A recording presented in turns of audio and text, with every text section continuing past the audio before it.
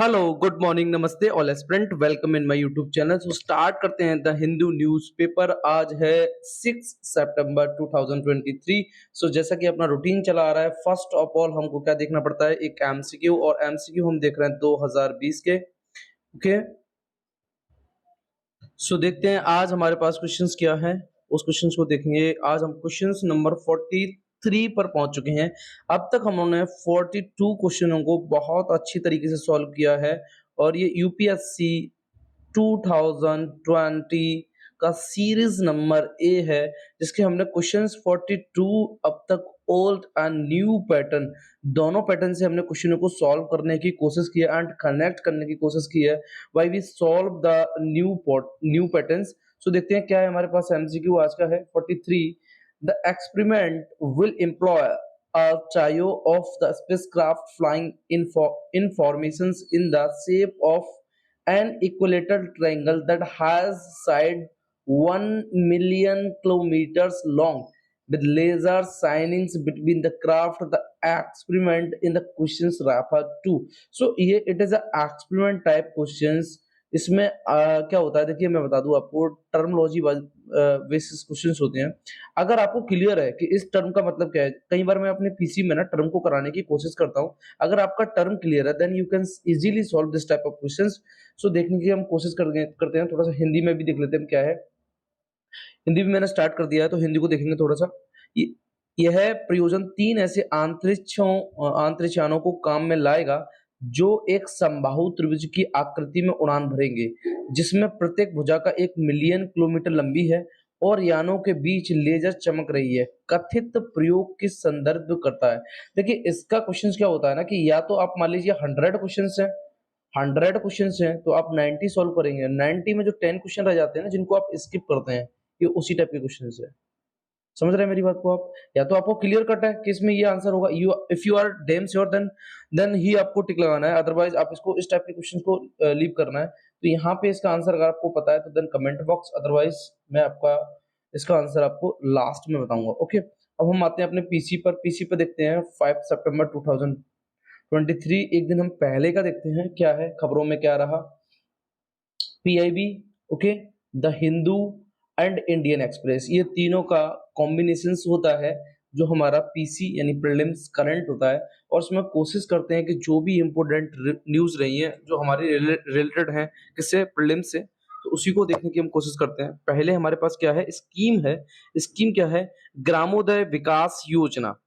इसको लॉन्च किया था किसने, ministry of the micro small and medium entrepreneurs, you can say that M micro medium and enterprises. Okay, और इसको manage कौन कर रहा है, मैनेज कर रहा है Khadi and village industry commissions.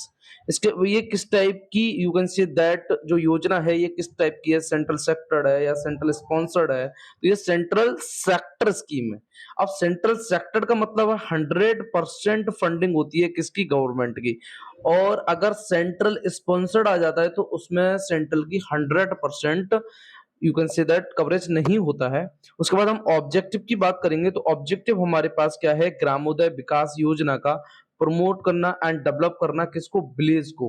Village में जो भी इंडस्ट्री है, थ्रू किसके द्वारा, कॉमन फैसिलिटी के द्वारा एंड टेक्नोलॉजी के द्वारा एंड ट्रेनिंग के द्वारा। So you can see that, आपको एक वर्ड में आपको याद रखना है कि ग्रामोदय विकास योजना यानी कि ग्राम का उदय। इसमें ऑब्जेक्टिव तो यही है इसका कि विलेज में जो भी इंडस्ट्री है उनको कॉमन फैसिलिटी और टेक्नोलॉजी और ट्रेनिंग के द्वारा उनको प्रमोट एंड डेवलप करना। और ये आपको जरूर याद रखना है, ये किस टाइप की है, ये है आपकी सेंट्रल सेक्टर यानी कि CSS, जिसमें 100% फंडिंग होती है किसकी, गवर्नमेंट की। ओके, उसके बाद हम आ जाते हैं, फिर है हमारे पास नेक्स्ट क्या है, पर्सनलाइज्ड एडेप्टिव लर्निंग यानी कि पैल। एक मैंने आपको और बताया था, बी पैल। बी पैल अगर आपको पता है तो देन कमेंट बॉक्स में आप इसको मुझे बताएंगे कि एक्चुअली में ये है क्या। बी पैल में क्या था, 3 मेडिसिन एक साथ दी जाती थी और 26 वीक तक दी जाती हैं, ठीक है। और ये किसको दी जाएंगी, ये आपको मेरे को बताना है कि वो ट्यूबरक्लोसिस का पेशेंट है यानी कि उसको टीबी की बीमारी है या शुगर की बीमारी है या फिर अदर डिजीज है ना? ये आपको मुझे कमेंट सेक्शन में बताना है। सो ये पहल की बात करें, इसको सेटअप किया गया है किसके द्वारा? नेशनल ई गवर्नेंस डिवीजन, जो किसके अंडर में आती है? मेटी के अंतर्गत आती है, ठीक है? उसके बाद ये किस प्लेटफॉर्म पे है? वो है दीक्षा, ठीक है? उसके बाद ये है क्या? अब थोड़ा-सा हम देखते हैं कि पहल है क्या? ये सॉफ्टवेयर बेस्ड अप्रोच है, ये अलाउ करती है जितने भी ईच स्टूडेंट्स, सॉरी यहाँ पे ईच होगा, each students to have individualised learning experience. Okay, so मैं आपको थोड़ा-सा बता दूँ कि एक्चुअली में दीक्षा क्या है? Diksha, you can say that it's a app. इससे क्या होता है कि जो टीचर होते हैं या स्टूडेंट्स होते हैं ना, बेसिक एंड जूनियर्स, तो उनमें उनका क्या होता है कि जो भी उनके करिकुलम किसका शामिल किया गया है? एनसीईआरटी का। तो एनसीईआरटी में अगर मान लीजिए बच्चों को कोई कविता सिखानी है ना? तो उस कविता को by the activity, by the you can say that cartoon type की जो कुछ मूवियाँ होती हैं, उस टाइप में सिखाना रहता है। सो देखते हैं इस इनिशिएटिव को, यू कैन से दैट दीक्षा को रन कौन कर रहा है? एनसीईआरटी कर रहा है। किस मिनिस्ट्री के अंतर्गत में आता है? तो मिनिस्ट्री ऑफ द एजुकेशन, ये आपको याद रखना है, ठीक है? कंफ्यूज नहीं होना है। एशियाटिक, उसके बाद है हमारे पास एशियाटिक वाइल्ड डॉग, से हम ढोले कहते हैं, ठीक है? और ये है क्या? ये कार्निवोर है, ये डॉग फैमिली में आता है। अब देखिए ये भी एक डॉग है, जिसे आपने गली और उसमें देखे होंगे ना, डॉग घर में पालते हैं, कुछ डोमेस्टिक होते हैं, स्ट्रीट स्ट्रीट डॉग होते हैं, street dog and domestic dog, है ना? तो इसमें से एक हमारे पास है एशियाटिक वाइल्ड डॉग। ये फाउंड कहाँ होता है? इंडिया हो गया, नेपाल हो गया, भूटान हो गया, थाईलैंड हो गया। यू कैन से दैट जितने भी न्यूबरिंग कंट्री हैं, उनमें से आपको याद रखनी है Nepal, Bhutan and Thailands. Okay, IUCN की बात करें तो ये इंडेंजर्ड में आता है और साइट्स में अपेंडिक्स फर्स्ट में आता है। ये आपको याद रखना है। क्लियर कट है? तो फर्स्ट पेज में हमारे पास 3 टॉपिक थे, एक पहल था, एक हमारे पास था ग्रामोदय विकास योजना और नेक्स्ट हमारे पास था एशियाटिक वाइल्ड डॉग यानी ढोले। कल मैंने आपको पढ़ाया था स्पमबर्ग, ठीक है? ये मुझे आपको बताना है कि इसमें फ्लैग, सॉरी, ये किस क्या है? What is? तो ये आपका साइबर अटैक है। इसको आपको कमेंट बॉक्स में थोड़ा-सा इसके बारे में बताना कि ये किस कंट्री से है, बस। सॉरी, ये भी मैंने आपका राइट कर दिया, बट आपको एक बार कंट्री ज़रूर बता देना, ठीक है? आगे देखते हैं फिर। हमारे पास है एक trilemma, you can say that, जो ट्रायंगल बनता है ना, इस टाइप से आप कह सकते हैं। अगर मान लीजिए आप इधर से देखेंगे तो आपको ये और ये बैलेंस दिखेगा, इधर से देखेंगे तो ये और ये बैलेंस दिखेगा। यानी कि ट्रायंगल में 1 कॉर्नर्स देखने से 2 कॉर्नर्स वी कैन बैलेंस। सो उसी टाइप का ये है इम्पॉसिबल ट्राइनिटी या फिर ट्राइलेमा और ओपन इकोनॉमी ट्राइलेमा, और इसका एक नाम और है मिडल फ्लेमिंग्स, ठीक है? ये है क्या? तो मैं बता दूं, ये कंसेप्ट है इंटरनेशनल इकोनॉमी का एंड फाइनेंस का। ये you can say that highlight करता है किसको? Difficulty of the achieving 3 policy goal, यानी कि 3 पॉलिसी गोल को अचीव करने में जो डिफिकल्टी होती है, उसी को ये क्या करता है? You can say that ratify करता है। सो कौन कौन सी हैं? 3। एक है फिक्स एक्सचेंज रेट, एक है फ्री कैपिटल मूवमेंट, एक है हमारे पास मॉनेटरी पॉलिसी ऑटोनॉमी। सो ये 3 अगर बैलेंस नहीं होती है, इनको डिफिकल्टी होती है, so it's called the impossible trinity and it's called the trilemma, and you can say that it's a open economy trilemma. Okay, now next हम आते हैं बॉडी पे, which body is important for us. So it's in, you can say that ये current में रही। यहाँ पे हम एक बॉडी को सॉल्व करने की कोशिश करते हैं, so देखते हैं क्या है हमारे पास। Agriculture, agriculture infrastructure development cess. तो पहले तो आपको सेस पता होना चाहिए क्या है, यानी कि कर के ऊपर कर, यू कैन से दैट उपकर, हिंदी में अगर हम कहें तो, ठीक है? प्रपोज इसको किया गया यूनियन बजट 2021 और 22 में, किसको? एआईडीसी को। इसका ऑब्जेक्टिव क्या है? इसका ऑब्जेक्टिव है रेज करना फंड को, ठीक है, to finance spending on developing agriculture infrastructure, ठीक है? अच्छा, अब उसके बाद इसका और क्या काम है एआईडीसी का? ये एक्चुअली में लेवी होता है किस पे? सेवरल प्रोडक्ट, जैसे आपके गोल्ड है, सिल्वर है, इंपोर्ट्स एप्पल है, इंपोर्ट्स अल्कोहल है, इन सब पे ये क्या होता है? You can see that it's A levies. उसके बाद हम सेस पे आते हैं। सेस मैंने बताया आपको हिंदी में कर, यानी कि उपकर। तो कर के ऊपर कर, levy over the above basic tax rate, ठीक है? और article 270 Indian constitution articles 270 and 271 ये सेंटर को पावर देता है कलेक्ट करने की, किसको? सास को। सास, you can say that it's a उपकर्ष, okay, in Hindi terminology. So now next अब हम आ जाते हैं अपने फ्रंट पेज पर, क्या हमारे लिए इंपॉर्टेंट है उसको हम देखने की कोशिश करेंगे। देखिए पहला आर्टिकल है हमारे पास, supreme court bench reserves verdict in article 370 abrogations challenge. So क्या हुआ है, सुप्रीम कोर्ट ने, जो हमको पता होगा आर्टिकल 370, ठीक है, जो कि जम्मू एंड कश्मीर में वहाँ के यू कैन से दैट जो एरिया है उस एरिया को एक परमानेंटली क्या दे रखा था, जैसे अदर स्टेट का लोग है वहाँ पे अगर वो जाता है तो उसको बहुत सारी रेस्ट्रिक्शन थे, पर उनको रेस्ट्रिक्शन नहीं थे, है ना। उनका एक फ्लैग की बात करता है, कॉन्स्टिट्यूशन की बात करता है आर्टिकल 370। सो इस पे जो भी इसको एब्रोगेट कर दिया गया from the Jammu and Kashmir, और ये शायद डेट है आई थिंक 5 अगस्त 2019 में इसको एब्रोगेट कर दिया गया, तो उसी को चैलेंज किया गया था। और इसको ये जो यू कैन से दैट फैसला आया है, वर्डिक्ट आया है, इसको अभी सुप्रीम कोर्ट बेंच ने रिजर्व कर रखा है ना। अब ये देखेंगे क्या उसमें ओपन होता है, क्या दिया गया क्या नहीं दिया गया, ये तो बाद में पता चलेगा, बट अभी ये क्या है, रिजर्व है, ठीक है। सो थोड़ा सा हम देखते हैं क्या आर्टिकल्स में है हमारे पास। अ कॉन्स्टिट्यूशन बेंच, इसको हेड कौन कर रहे हैं, chief justice of India, you can say that DY Chandrachud, ठीक है। इन्होंने इस फैसले को, इस वर्डिक्ट को रिजर्व कर दिया है। इसका जजमेंट आ चुका है on the petitioner challenging the abrogations of special status given to the Jammu and Kashmir under the article 370 of the constitutions. So Indian constitutions में आर्टिकल 370 में जम्मू एंड कश्मीर को एक स्पेशल राज्य का दर्जा मिला हुआ था, you can say that in Hindi words. So उसको अब एक्चुअली में उसमें चैलेंजिंग किया गया कि भाई आपने इसको एब्रोगेट कर दिया, सेंटर ने इसको एब्रोगेट कर दिया, मतलब इसको समाप्त कर दिया। तो सुप्रीम कोर्ट में जब पिटीशन डाली गई तो उसने क्या किया कि भाई ठीक है, इस फैसले को हम रिजर्व कर लेते हैं, जो भी इन पे सुनवाई हुई उसको तो हम बाद में देखेंगे, बट अभी हम इसको रिजर्व कर लेते हैं और इस फैसले में क्या है क्या नहीं है उसको बाद में देखेंगे। ओके, क्लियर कट है यहाँ तक। तो ये हमारे पास फर्स्ट आर्टिकल क्या करता। अच्छा, उसके बाद देखिए सेंटर तो यही कह रहा है भाई, एब्रोगेशन है वो बहुत ज्यादा जरूरी है, कंप्लीटली इंटीग्रेटेड करो किसको, जम्मू एंड कश्मीर को, किसमें, यूनियन ऑफ इंडिया में। और ये आपको पता होगा ये दो में बटा था, किसमें, जम्मू एंड कश्मीर एंड लद्दाख में। ओके, आगे देखते हैं हम फिर। अब इसमें से हमारे पास इंपोर्टेंट क्या है, थोड़ा सा मैं आपको, कल भी मैंने इन आर्टिकल्स को पढ़ाने की आपको कोशिश की थी, आज भी मैं इन आर्टिकल को आपको पढ़ाने की कोशिश करता हूँ। सो देखते हैं हम क्या है हमारे पास। फर्स्ट ऑफ ऑल हमको आर्टिकल थोड़ा सा 35 देख लेना है। आर्टिकल जो 35 है इंडियन कॉन्स्टिट्यूशन का, ये इसमें क्या प्रोविजन है, इसमें प्रोविजन ये है कि भाई जो भी वहाँ के परमानेंट रेजिडेंट्स हैं, यू कैन से दैट जो जम्मू एंड कश्मीर में परमानेंट रह रहे हैं, उनको क्या होगा, जैसे मान लीजिए अगर जम्मू एंड कश्मीर में कोई भी vacancy I, for example Jammu and Kashmir में अगर कोई भी वैकेंसी आई, या फिर मान लीजिए गवर्नमेंट ने कोई सोशियो इकोनॉमिक बेनिफिट्स वाली स्कीम चलाई, या फिर आप कह सकते हैं प्रॉपर्टी ओनरशिप की, ये तीनों चीजें या अन्य भी हो सकती हैं इन, ठीक है। तो इन चीजों में क्या है ना कि जो परमानेंट रेजिडेंस है, जो जम्मू एंड कश्मीर में रह रहे हैं, उनको ही प्रिविलेज मिलेगा, यू कैन से दैट उनको ही विशेषाधिकार मिलेगा, ठीक है। सो आपको यहाँ तक समझना है कि प्रॉपर्टी ओनरशिप को लेके हो, या एम्प्लॉयमेंट को लेके हो, या सोशियो इकोनॉमिक बेनिफिट्स को लेके हो, तो जो परमानेंट रेजिडेंस है उनको ही क्या मिलेगा, प्रिविलेज मिलेगा। और ये कौन कहता है, आर्टिकल 35A कहता है, जिसे जिसे शामिल किया गया था 1954 में। क्लियर कट है यहाँ तक। ओके, अब थोड़ा सा मैं हम ये यहाँ पे देखते हैं इसका ओरिजिन और बैकग्राउंड क्या है।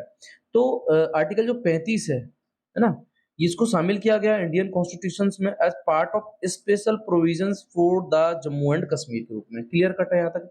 और इसका एम क्या है, इसका एम है प्रोटेक्ट करना, यू कैन से दैट रक्षा करना किसकी, unique demographic and culture character of the state means Jammu and Kashmir, not a Ladakh. Ladakh को तो अभी बनाया गया 2019 में। ओके, नाउ नेक्स्ट देखते हैं इसकी डेफिनेशंस क्या है परमानेंट रेजिडेंस की, कौन परमानेंट रेजिडेंस होगा हमें ये भी पता होना चाहिए। तो ये आर्टिकल अलाउ करता है जो भी जम्मू एंड कश्मीर में जो स्टेट लेजिस्लेचर है इनको डिफाइन करता है, ठीक है, वो क्वालिफाई करेंगे किसको, परमानेंट रेजिडेंस को। और जो रेजिडेंस हैं, ठीक है, ये इनको प्रिविलेज मिलेंगे, मैंने भी बताया, जैसे प्रॉपर्टी ओन करने का, या फिर गवर्नमेंट की जो भी जॉब है उनको एक्सेस करने का, ठीक है। तो ये आपको क्लियर कट हो गया होगा। नेक्स्ट हम देखते हैं थोड़ा सा यहाँ पे, फिर हम आ जाते हैं, देखिए क्या है हमारे पास। नेक्स्ट है हमारे पास, सॉरी, ओके, 5 अगस्त, यस आई एम राइट, मैंने आपको यही बताया था 5 अगस्त 2019 को जो इंडियन गवर्नमेंट है इसको लीड कर रही थी कौन, Bharatiya Janata party. Clear cut है।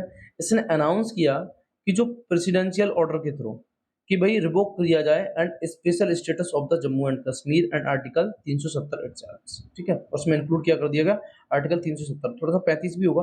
अभी हम थोड़ा सा बैक चलते हैं, वेट, ओके, देखिए यहाँ पे एब्रोगेशंस, एब्रोगेशंस यानी कि उसको कब एब्रोगेशंस किया गया था, 35A को, यही डेट सेम है 5 अगस्त 2019 by the government of India, ठीक है, इसको लीड कर रहे हैं भारतीय जनता पार्टी के थ्रू, ओके, और किसको कर दिया गया 370 एंड आर्टिकल 35। अब आर्टिकल 370 क्या कहता है भाई, उसको भी देख लेते हैं थोड़ा सा हम।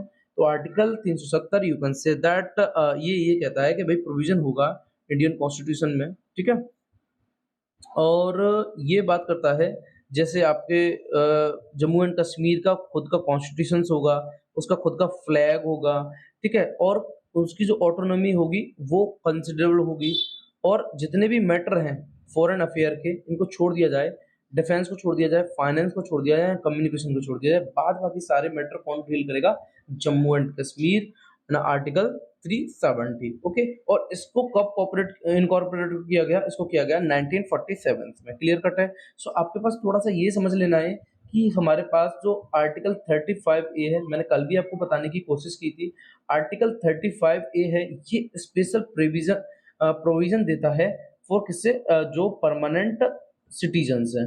तो आर्टिकल 35 तो आपका सिटीजन से रिलेटेड है, ये आपको थोड़ा सा इसमें डिफरेंस समझ लेना है। और अगर हम धारा 370 की बात करें, तो ये आपका क्या करता है, ये आर्टिकल्स, ये क्या करेगा आपको उसका, यू कैन से दैट जो जम्मू एंड कश्मीर की खुद की सॉरी फ्लैग की बात करेगा, और कॉन्स्टिट्यूशंस की बात करेगा, ओके, और उसके ऑटोनॉमी की बात करेगा, क्लियर कट है, तो इसमें थोड़ा सा आपको डिफरेंस समझ लेना है। आगे चलते हैं, फिर हम क्या है हमारे पास इंपोर्टेंट नेक्स्ट आर्टिकल्स है हमारे पास, इसको देखते हैं। भारत रिप्लेस इंडिया, भारत जो है वो रिप्लेसेस करेगा किसको, इंडिया को, है ना, G20 invites from the presidents. देखिए मैंने कल आपको G20 के जो भी मेंबर कंट्री है उनको कराने की कोशिश की थी, थोड़ी सी मैंने आपको न्यूमोनिक बताई थी, juice with Russian girlfriends, IIT, SSC, ठीक है, और वो भी आगे मैं लगा हुआ था, और सा, इस तरीके से मैंने आपको G20 की जितने भी नेबरिंग कंट्री हैं, सॉरी G20 में जितनी भी कंट्री हैं उनको मैंने बताने की कोशिश की थी। अब क्या है, भारत का G20 कंट्री में क्या होगा, इंडिया नाम जो है वो नहीं रहेगा, नाम क्या रहेगा, भारत रहेगा। देख रहे हैं आप किस तरीके से हम आगे बढ़ते जा रहे हैं, और थोड़ा सा नेम चेंज भी करते जा रहे हैं। आई थिंक ये बहुत अच्छा है, क्योंकि ये अगर हम कॉलोनाइज की बात करें, है ना, ये एक्चुअली में इसका नोमेनक्लेचर जब हुआ था ना इंडिया का, तो ये यू कैन से दैट ये इंडिया जब भी वर्ड्स आता है, अगर किसी ने बोला, कोई फॉरेन में रह रहा है, उसने बोला आई एम फ्रॉम इंडिया, सो थोड़ा सा ये ऐसा लगता है कि ये कॉलोनी जो जिस टाइम हम कॉलोनी बने हुए थे ब्रिटिश गवर्नमेंट के, तो वो हमें कुछ याद दिलाता है ना, तो उसको डीकोलोनाइज करने के लिए इसका नाम क्या रखा गया, भारत, ठीक है, अभी G20 में। तो ये कहीं तक बहुत अच्छा है, और अपने-अपने व्यू हो सकते हैं, आई थिंक बेटर भी हो सकता है।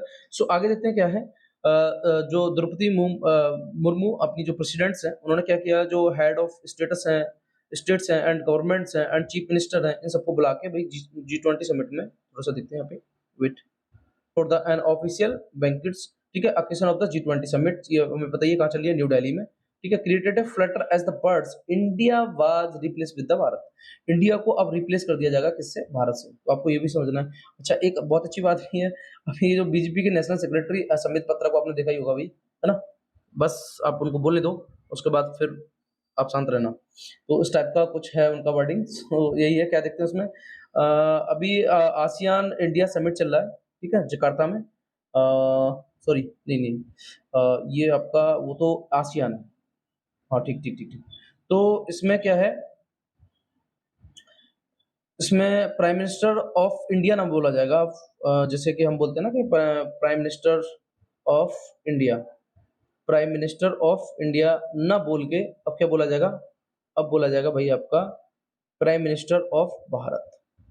वेरी गुड, ये तो बहुत अच्छी बात है, उसको एक्चुअली में उन्होंने ट्वीट करके बताया कि भाई इसका नाम किस तरीके से होगा, और मैंने अभी आपको बताया ही कि भाई भारत किस तरीके से हमें जब भारत, अगर देखिए अगर ये बोलेंगे हम I am come from the Bharat, तो देन ये हमें कहते हैं ना हम कॉलोनी बने हुए थे उससे फ्री कर देता है, और अगर बोलते हैं I am come from India, और इंडिया, सो ये हमें थोड़ा सा कॉलोनी वाली फीलिंग कराता है कि हम कॉलोनी है ब्रिटिश की। सो उसी के लिए ये है रिगार्डिंग, थोड़ा-सा आपको नाम याद रखना है, किस तरीके से नाम चेंज हुआ है। बट हमारे प्रीलिम्स के लिए पढ़ने के लिए क्या है, वो मैं आपको बता दूँ, आपको पढ़ना है इसमें G20 कंट्री कौन-कौन सी हैं। और G20 कंट्री मैंने आपको कल बहुत अच्छी तरीके से कराई हैं, जिनकी भी छूट गई हैं, वो प्लीज़ कल वाली वीडियो को जाके देख लेंगे, उनका क्लियर कट हो जाएगा, ओके। नाउ नेक्स्ट हम देखते हैं क्या है हमारे पास, जो भी इम्पोर्टेंट है उसको देखेंगे। Actions by ISTRAC Aditya L1 and enters new orbit. बहुत अच्छी बात है कि भाई हमारा सेकंड एक्शन हुआ है, उसके ISTRC के आदित्य L1 को लेके, अब वो न्यू ऑर्बिट में चला गया है। कौन? आदित्य L1। तो आदित्य के बारे में आपको पता होगा, ये किसकी स्टडी के लिए निकला है? सन की स्टडी के लिए। इसकी जर्नी कितनी है? 125 है। उसके बाद हमें एक चीज और याद रखनी है कि ये किस पॉइंट पर जाके स्टे करेगा, तो उसका नाम है लैग्रेंज पॉइंट 1। उसके बाद फिर हमें इसमें याद रखना है कौन सा ऑर्बिट है, ऑर्बिट है हेलो। कौन सा है? हेलो ऑर्बिट में ये जाके इंसर्ट होगा। पहले तो जैसे ही आदित्य L1 आता है, तो आपके माइंड में फीड होना चाहिए कि ये एक्चुअली में किसकी सूरज की स्टडी करेगा लैग्रेंज पॉइंट 1 पर जाकर, ठीक है। और कौन सा ऑर्बिट होगा? वो हेलो ऑर्बिट है, ठीक है। तो ये चीजें हमारे कुछ माइंड में फीड हो जानी चाहिए कि जब भी इसका नाम आए। तो देखते हैं क्या है। ये सेकंड अर्थ इसने कंप्लीट कर दी है। देखिए इस तरीके से ये आपका बाउंडेड होता है। फर्स्ट, थोड़ा-सा मैं बता दूँ, फर्स्ट है ये, सेकंड इस तरीके से आपको दिख रहे होंगे ना, ये, है ना? तो ये अभी इसने second earth bound manoeuvre complete कर लिया आदित्य L1 ने, और ये अब न्यू उसके लिए निकल चुका है। इसको ट्रैक कौन कर रहा है? इसको ट्रैक कर रहा है ISRO telemetry tracking and command network. Okay, so इसको ट्रैक कौन कर रहा है? ट्रैक कर रहा है ISRO telemetry tracking and command network. You can see that ISTRAC, जो कि बेंगलुरु में पड़ता है। और उसके बाद हम ISTRC है इसरो की बात करें, इसका ग्राउंड स्टेशन भी कहाँ? Mauritius and Bengaluru and port Blair. Port Blair तो आपको पता ही होगा। Track the satellite during this operations, ठीक है, ये भी स्पेस एजेंसी कह रही है। अच्छा, उसके बाद हम मैन्यूवर की बात करें तो ये परफॉर्म करेगा कितना? Attain the 282 into 40,225 kilometres. और ये 3 मैन्यूवर्स हैं, इनके शेड्यूल हैं। और जो नेक्स्ट मैन्यूवर होगा वो लगभग 2:30 बजे होगा। कब? 2:30 बजे AM, यानी कि सुबह अर्ली इन द मॉर्निंग, और सितंबर 10 को। ओके, क्लियर कट है। यहाँ तक देखते हैं। आफ्टर फाइनल मैन्यूवर की बात करें जो लिस्टेड है कब?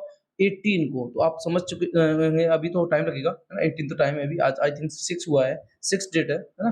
तो 18 में भी टाइम है। Aditya L1 will undergo a trans Lagrange point 1 and insert manoeuvres. ये हमें पता है ये कौन से ऑर्बिट में है? हेलो ऑर्बिट्स में। ओके, अच्छा, उसके बाद हम बात करते हैं फिर हमारे पास क्या है, द अगर हम इसकी फर्स्ट अर्थ बाउंडेड मैन्यूवर की बात करें तो इसने कंप्लीट कर ली थी कब? 3 सितंबर को।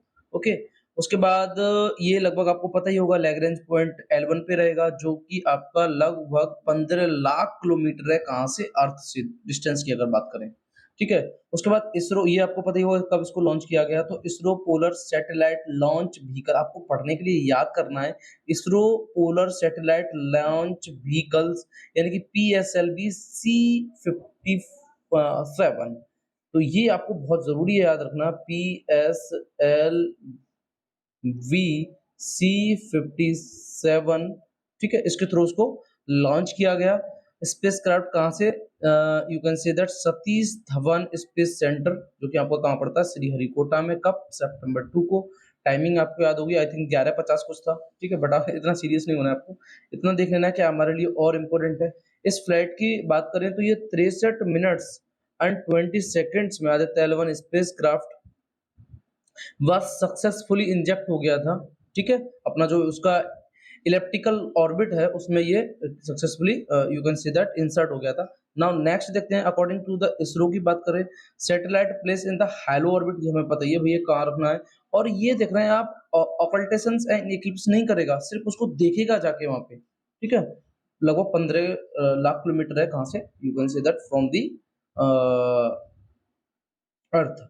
अच्छा, आगे बात करें आदित्य L1 की, तो ये 7 साइंटिफिक पेलोड्स लेके जाएगा इंडिजीनियसली, जिनको डेवलप किया गया है बाय द इसरो के द्वारा एंड नेशनल रिसर्च लेबोरेटरी, यानी कि NRL। ओके, उसके बाद हम फिर बात करते हैं including the Indian institute of the astrophysics IIA Bengaluru and inter university centre for the autonomy and astrophysics जो कि पुणे में पड़ता है। तो इन सब ने मिलके जो पेलोड्स बनाए उनको ये लेके जाएगा, 7 पेलोड्स हैं।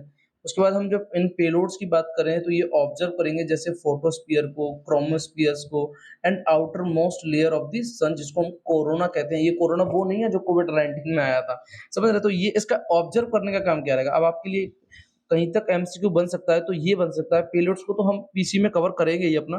देखिए मैंने चंद्रयान 3 के पेलोड्स को बहुत अच्छी तरीके से आपको you can say that remaining parts करके उनको कंप्लीट कराने की कोशिश की थी। सो इसकी बात हम करें, जो पेलोड्स होंगे ये ऑब्जर्व करेंगे किसको, फोटोस्फियर को, क्रोमोस्फियर को और आउटर मोस्ट जो लेयर है, ठीक है? उसको हम क्या बोलते हैं, कोरोना। कोरोना एक तो कोविड-19 वाला था और एक कोरोना है आपका आउटर लेयर है किसकी, सन की। ओके? अच्छा, उसके बाद हम देखते हैं क्या है फिर हमारे पास एंड और ये यूजिंग करेगा किसको, ये यूजिंग करेगा आपका electromagnetic particles and magnet field detector को। क्लियर है? तो ये थोड़ा-सा आपको देख लेना है। It's very important for us photosphere, chromospheres and corona. Now next articles क्या है हमारे पास? Centre sign memorandum of understanding with Adobe to train children in the classroom. So पहले तो आपको ये समझना है कि एडोब का काम क्या होगा? एडोब ये ट्रेन करेगा चिल्ड्रंस को किसमें? क्लासरूम में। अब आपके लिए वर्ड्स आ जाता है। मान लीजिए आप यूपीएससी का एग्जाम दे रहे हैं, then you find the words adobe. So what is the mean of the words of the adobe? Then you can say that it's a mean of the train children's under the classrooms. So ये है क्या, थोड़ा सा इसको देखते हैं। और अगर ये यू कैन से दैट अगर ट्रेन भी करेगा तो किस फॉर्म में करेगा, थोड़ा सा हम उन फॉर्म को देखने की कोशिश करते हैं। तो एडोब एक्सप्रेस टूल्स जैसे capability bill rolled out empower students देगा, एजुकेटर्स एजुकेटर को भी देगा विद टॉपिक कवरिंग क्रिएटिविटी करेगा, ठीक है? जेनेटिक आर्टिफिशियल इंटेलिजेंस डिजाइन करे, डिजाइन जो भी करना है या वीडियो है, एनिमेशंस है, अदर इमर्जिंग टेक्नोलॉजिकल्स, इन सबको देखने का ये काम करेगा कौन? एडोब। उसके बाद हम रिलीज की बात, सॉरी, इसमें लगभग 5 लाख एजुकेटर्स हैं, इनको अपस्किल किया जाएगा to use the express, you can see that it's Adobe Express. थोड़ा सा इसके बारे में और देखें तो आपको ये समझ होगा किसके थ्रू कर सकता है, जैसे आर्टिफिशियल इंटेलिजेंस है या फिर क्रिएटिविटी है, वीडियो है, डिजाइंस है, 3D है, आई थिंक 3D भी होगा इसमें। सो अगर इस टाइप का क्वेश्चंस बनेगा साइंस एंड टेक वाला, तो एडोब जो ट्रेनिंग है दी जाती है तो वो किस फॉर्म में दी जाती है, तो आपके लिए अगर ऑप्शन 4-5 दिए हों तो कॉमन सी बात है कि भाई वो जब ट्रेनिंग दी जा रही है तो इन ऑल फॉर्मेट, भाई किसी भी व्यक्ति को अगर मान लीजिए ट्रेनिंग दी जाएगी, जैसे कि मैंने आपको उस दिन पढ़ाया था कि मान लीजिए ड्रोन के थ्रू अगर हमें ड्रोन के थ्रू अगर मान लीजिए हमें कुछ भी पता करना है तो उसमें जैसे क्रॉप के ऊपर स्प्रे करना है या फिर हमारा कोई भी मेडिसिन ले जानी है या फिर हमें वोल्केनो का क्रैक जो जो करैक्टर होता है उसको देखना है, तो सारे काम थे उसमें। तो उस टाइप का एमसीक्यू हमने 2020 में आई थिंक 40 क्वेश्चंस था जिसको हमने सॉल्व किया था, 40 या 41 था आई थिंक। ओके, सो जो जो भी आपके एप्लीकेशन बेस्ड क्वेश्चंस बनते हैं और इनमें अगर यू कैन से दैट किसी भी चीज को लेकर होता है तो वो कम्पिलेटिव फॉर्मेट में ही आ जाता है। तो देखते हैं the union education minister actually में इन्होंने साइन किया है और किसके साथ, global software major Adobe to help ये चिल्ड्रंस को करेगा डेवलप क्रिएटिव एक्सप्रेशंस, समझ रहे हैं ना, in a classrooms using applications Adobe Express. इसमें ट्रेनिंग दी जाएगी, सर्टिफिकेट दिया जाएगा इन क्रिएटिविटी के लिए, डिजिटल लिटरेसी की बात भी होगी। ये प्रोवाइड करेगा लगभग 20 मिलियन स्टूडेंट्स को और 5 लाख इसमें टीचर होंगे कब तक, 2027 तक, ठीक है? Using adobe expressions expressions based curriculums. Okay, अच्छा, यहाँ तक क्लियर होगा आपको। और इसमें क्या क्या रहेंगे भाई, इसमें देखिए न्यू आइडिया रहेंगे, न्यू इनोवेशंस रहेगा, क्रिएटिविटी रहेगी, पार्टनरशिप रहेगी, will create a new standard and benchmark for the student, ठीक है? He congratulates the educator ecosystem for having a collaboration movement with an imported multinationals global company. तो बस आपको इतना ही से समझना कि ये है क्या। और देखिए थोड़ा सा यहाँ पे भी दिया है, Adobe will provide school across the country with free access to Adobe Express premium. Okay, अब नेक्स्ट हम देखने की कोशिश करते हैं हमारे पास क्या है। Presidents would move on 75 teachers with national awards on teachers day. So आपको पहले तो अब देखिए यूपीएससी की क्या बात थी, यूपीएससी ने पहले क्या था कि आपका डे नहीं पूछता था, दिवस नहीं पूछता था, कौन-सा दिन क्या मनाया जाता है। अब आपको थोड़ा-सा दिवस पे विशेष ध्यान रखना है, ठीक है? और ध्यान रखते समय आपको ये याद रखना है कि किस तारीख को क्या था। जैसे कि 5 सितंबर की बात करूँ तो टीचर डे जिसको हम शिक्षक दिवस बोलते हैं, ठीक है? तो उसी के रिगार्डिंग ये है, थोड़ा-सा आर्टिकल देख लेते हैं। तो अपने प्रीलिम्स के लिए तो निकालने के लिए ऐसा इसमें कुछ नहीं है, बस आपको डे याद रखना है। और लगभग 50 स्कूल टीचर थे इसमें और 13 टीचर थे जो आपके हाई एजुकेशन इंस्टीट्यूट से थे, 12 कहाँ से थे आपके मिनिस्ट्री ऑफ स्किल डेवलपमेंट से थे, है ना? और लगभग इनमें क्या दिया गया 50,000 रुपए कैश अवार्ड्स जो था सिल्वर मेडल था, ओके? और लगभग 75 हो गया ना आपका ये दो ऐड कर दोगे 50 ऑन 13th एंड 12th। उसके बाद हम यहाँ पे थोड़ा-सा देखते हैं अपने यूपीएससी के लिए जैसे अर्चना नगोरी हैं, ये एक्चुअली में तेलंगाना में है। ये वर्क कर रही हैं किस पे इम्प्रूविंग एनरोलमेंट्स रेट्स। जैसे बच्चा एडमिशन लेता है ना, तो पहले कहीं एडमिशन 20 थे, अब एडमिशन 30 हो गए क्योंकि वहाँ पढ़ाई अच्छी होने लगी, एनवायरनमेंट अच्छा मिलने लगा या फिर एडमिशन वहाँ 50 थे, एडमिशन 60 हो गए, तो वहाँ एनवायरनमेंट अच्छा मिलने लगा, तो बच्चे ज़्यादा आने लगे, है ना? तो आप समझ रहे हैं, तो इसी टाइप का क्या चीज़ है कि भई जब बच्चे आने लगे, तो ये भी इन्होंने बढ़ा दिया। उसके बाद इन्होंने जो ड्रॉप आउट था, जैसे बच्चा छोड़ के भाग गया, 4 में था, पढ़ ही नहीं रहा, ड्रॉप आउट हो गया, तो उसको उन्होंने कम कर दिया और एनरोलमेंट रेट यानी बच्चे ज़्यादा पढ़ने लगे और बच्चे छोड़कर कम जाने लगे, है ना? इस रेशियो को इन पे काम किया अर्चना नागोरी ने जो वेस्ट बंगाल से हैं और award for the her efforts developing low cost teaching learning materials के लिए, है ना? एक ये यू कैन से दैट चंदन मिश्रा हैं जो आपके वेस्ट बंगाल से हैं। उन्होंने काम किया है वही integrating augmented and virtual reality in his teaching learning process के थ्रू। उसके बाद हम आ जाते हैं दिनेश बाबू जे एसोसिएट प्रोफेसर एट द जो कि international institute of the information technology के हैं बेंगलुरु में। इन्होंने क्या काम किया है भैया इनको दिया गया चलिए कम से कम हमारे लिए तो कोई काम आया UPSC virtual reality interviewing platform के लिए, ओके? अच्छा, थोड़ी-सी आपको ये स्कीम ज़रूर देख लेनी है। एजुकेशन मिनिस्टर यानी कि मिनिस्ट्री ऑफ एजुकेशन दिख रही है, किसको? ये है आपका Malviya mission teachers training programme. बस ये थोड़ा-सा आपको देख लेना है, ओके? अब हम नेक्स्ट आर्टिकल पे चलते हैं, क्या हमारे लिए इम्पोर्टेंट है। नेक्स्ट आर्टिकल्स है हमारे पास, Myanmar won't be allowed to lead ASEAN in 2026 and upload to journals. So अब देख रहे हैं कि किस तरीके से म्यांमार को चांस नहीं मिलेगा किसमें 2026 में किसको होस्ट करने के लिए आसियान कंट्री को। सो फिलीपींस तो एग्री हो गया भाई चलिए ठीक है रीजनल ब्लॉक जो चेयरमैनशिप है 2026 वाली वो सबमिट किसको मिले इंडोनेशिया को मिले, ठीक है? और फिलीपींस जो प्रेसिडेंट हैं Ferdinand macros just said in a statement citing what to told follow leaders in the close doors meetings में। और ये इट इज़ माय प्लीज़र ये थोड़ा-सा उनके बारे में बोला गया है, जो आपके आसियान के जो जकार्ता में होने वाली है। तो it is my pleasure to announce that Philippines is ready to take the helm and chair ASEAN in 2026।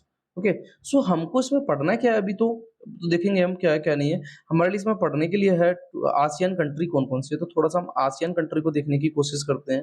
Which of the ASEAN country, okay, तो देखते हैं क्या है। थोड़ा-सा मैं इसको और शॉर्ट कर लेता हूँ। ओके। अब हम यहाँ देखते हैं आसियान कंट्री हमारे पास कौन-कौन सी हैं। थोड़ा-सा मैंने आपको न्यूमोनिक लिखने की कोशिश की है। एमबीबीएस, क्लिप, टीबी यानी कि आसियान के जो लोग हैं ना वो ज़्यादातर एमबीबीएस हैं और वो क्लिप जो है ना वो किसमें देखते हैं टीबी में। सो हम निकालने की कोशिश करेंगे। एम फोर क्या है? एम फोर हमारे पास है म्यांमार, ओके? बी फोर हमारे पास है ब्रुनोई, ठीक है? उसके बाद फिर हम आ जाते हैं, देखिए यहाँ आपके पास ठीक है, एस4 आपके पास क्या आ जाता है?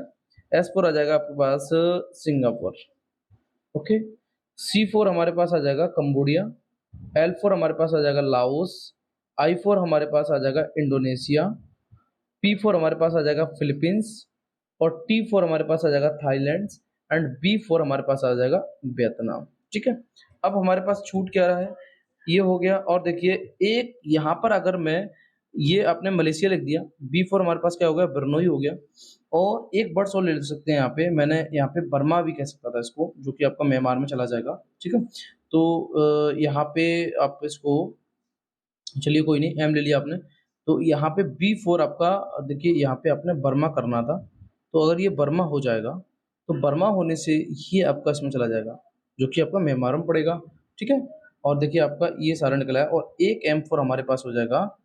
एक M4 हमारे पास यहाँ पर देखिए मैं थोड़ा-सा बता दूँ आपको, ये वाला हटा देते हैं अगर आप, तो हमारे पास एक M हो जाएगा, you can say that it's A Malaysia. Clear cut है? तो थोड़ा-सा आपका और रिवीजन करा देता हूँ। अगर रिवीजन के तौर पे अगर मैं कहूँ, तो हमारे पास क्या हो जाएगा? चलिए देखते हैं। MBBS, तो M4 यहाँ पे आपको ऐड करके चलना है। ये म्यांमार यानी कि म्यांमार तो ऐड करेंगे, उससे से पहले आपको थोड़ा-सा देख लेना है, ये म्यांमार ना होके ये आपका हो जाएगा मलेशिया। क्लियर है? और B4 आपका हो जाएगा बर्मा, जिसको हम म्यांमार बोलेंगे, और एक B4 आपका बर्नोई हो जाएगा। प्लस 4 आपका you can say that Singapore हो जाएगा। क्लिप अगर आप निकालेंगे, तो क्लिप में आपके पास क्या हो जाएगा? C4 आपके पास हो गया कंबोडिया, L4 आपके पास हो गया लाओस, I4 आपके पास हो गया इंडोनेशिया एंड P4 आपके पास हो गया फिलीपींस। और टीबी की अगर मैं बात करूं, तो टीबी में आपके पास हो जाएगा Thailand, you can say that it's A Thailand, और B4 आपके पास हो जाएगा वियतनाम। क्लियर कट है? सो यहाँ तक हमने किस तरीके से देख लिया कि हमारा जो इम्पोर्टेंट था, ठीक है? तो इस तरीके से देखना होता है। अब हम लास्ट में चलते हैं, क्या है हमारे पास? सबसे पहले हम एमसीक्यू देखते हैं, उसके बाद देखेंगे एमसीक्यू। अगर हम बात करें, तो अगर इसमें आपको पता था तो ही आप इसका आंसर दे सकते थे। तो इसका आंसर होगा एवॉल्व्स लीजा, यू कैन से दैट एवॉल्व्स लीजा, ठीक है? ये इसका आंसर हो जाएगा। इसमें ऐसा कुछ ऐसा मैं आपको नहीं करा सकता जो आपके लिए यू कैन से दैट किसी स्टैटिक पोर्शन से उससे रिलेवेंट हो, तो थोड़ा सा मैं आपको यहाँ पे मैसेज के तौर पे दूं, बट नहीं, क्योंकि यहाँ रीजन क्या है, डायरेक्ट ही आपको हिट करना था, ये न्यूज में रहा होगा कहीं, तो इसलिए पूछ लिया, ठीक है? अच्छा, आगे देखते हैं फिर हम। अब हम थोड़ा-सा देखेंगे अपना जो भी न्यूज़ में है, सॉरी, जो लॉ है हमारा governing forest of the north east. देखिए, इसमें बताने की मैं थोड़ी-सी कोशिश करूँगा आपको, क्या है, क्या नहीं है, इस आर्टिकल्स में क्या बताने की कोशिश की है। 22 अगस्त की बात थी, जो 22 अगस्त यू कैन से दैट आज जो 6 सितंबर हो गया, तो मिज़ोरम जो विधानसभा है, ठीक है? उसने क्या किया था, कंप्लीटली यानी कि सर्वसम्मति से, कहते हैं ना सर्वसम्मान से, यानी कि सर्व सभी लोगों के उससे, तो मिजोरम के लोगों के अधिकार और उसके हितों की रक्षा के लिए वन संरक्षण संशोधन अधिनियम, यानी कि जिसको आप 2023 कह रहे हैं, ठीक है, उसका विरोध करते हुए प्रस्ताव पारित किया, ठीक है? और इसमें प्रस्ताव में उन्होंने क्या बात करने की कोशिश की, उसको देखते हैं थोड़ा सा। इसमें वही ये था कि विशेष संवैधानिक सुरक्षा, जैसे कि नागालैंड के लिए तो आर्टिकल 371 ए है, ठीक है? थोड़ा सा आर्टिकल आपको पता करना है। और उसके बाद हम बात करते हैं मिजोरम की, तो मिजोरम के लिए आर्टिकल है आपके पास 371 जी, ठीक है? और अगर हम बात करें, तो पार्लियामेंट द्वारा इन अधिनियम को किसी भी कानून के आवेदन पर रोक लगाता है, ठीक है? और जो नागा और मिज़ो की, कहते हैं ना, पुराने समय से चले आ रहे कानून या प्रक्रिया हैं, या फिर उनकी भूमि है और उनके या फिर संसाधन है, उनको खुद के ओनरशिप के लिए हस्तांतरण पर प्रभाव क्या होगा, इससे डलेगा। इसलिए इन सब चीज़ों को लेके इसका विरोध किया गया। 1996 में क्या हुआ था, 1996 की अगर हम बात करें, तो सुप्रीम कोर्ट में एक गोदावरण केस आपने सुना होगा, जो 1986 वाला था। उसमें सुप्रीम कोर्ट ने गोदावरण मामले में एफसीए, यानी कि यूएस फॉरेस्ट कंजर्वेशन एक्ट, ठीक है, इसमें फॉरेस्ट को तो include, not only include forest, forest को इंक्लूड ना करने की जगह फॉरेस्ट, ऐसे कहते हैं ना, नॉट ओनली, ये तो इंक्लूड होगा, ऐसे होगा ही, इसके साथ आपको अंडरस्टैंड भी करना पड़ेगा किसको, जो डिक्शनरी सेंस है ना? यानी कि वन भूमि शब्दों का विस्तार करते हुए न केवल वन को शामिल किया, जैसा कि शब्दकोश अर्थ में समझा जाता है, यानी कि डिक्शनरी में समझा जाता है उसी तरीके से, बल्कि सरकारी रिकॉर्ड में वन के रूप में दर्जा किसी भी क्षेत्र को स्वामित्व की परवाह किए बिना भी शामिल किया गया। समझ रहे हैं? कब? गोदावरी केस में 1996 में। इस प्रकार एफसीओ को अविकृत वनों तक विस्तारित किया जा रहा है, ठीक है? सो इस टाइप में इसमें कुछ दिया है, थोड़ा-सा आपको देखना है। और मैं बता दूँ थोड़ा-सा, इसको मैंने ना फॉरेस्ट कंजर्वेशन एक्ट 2023, इसके अपोज़ में क्या है, इसके you can say that support में क्या है, तो इन सबको मैंने पहले ही कंप्लीट करा दिया है, बट आपको थोड़ा-सा अभी ये समझना है कि 22 अगस्त के जो वाला वीडियो है, उस वीडियो में मैंने इसको कंप्लीट कराने की कोशिश की है। तो एक बार आप जाके उस वीडियो को देख लेंगे, आपको क्लियर कट हो जाएगा कि फॉरेस्ट कंजर्वेशन एक्ट 2023 को लेके क्या है, क्या नहीं हुआ है, ओके? सो आज हम अपने सेशन को यहीं रोकते हैं और आपसे मैं ये कहूँगा प्लीज़ आप इतना ज़रूर देखते रहें अपना जो पीसी यानी प्रीलिम्स करंट जो है, जो कंपाइलेशन होता है PIB and the Hindu and Indian express का, तो उसको आप एक बार देखते रहें, जिससे कि आपकी जो भी चीज़ें हैं, वो सारी क्लियर होती रहें, okay? So thank you so much.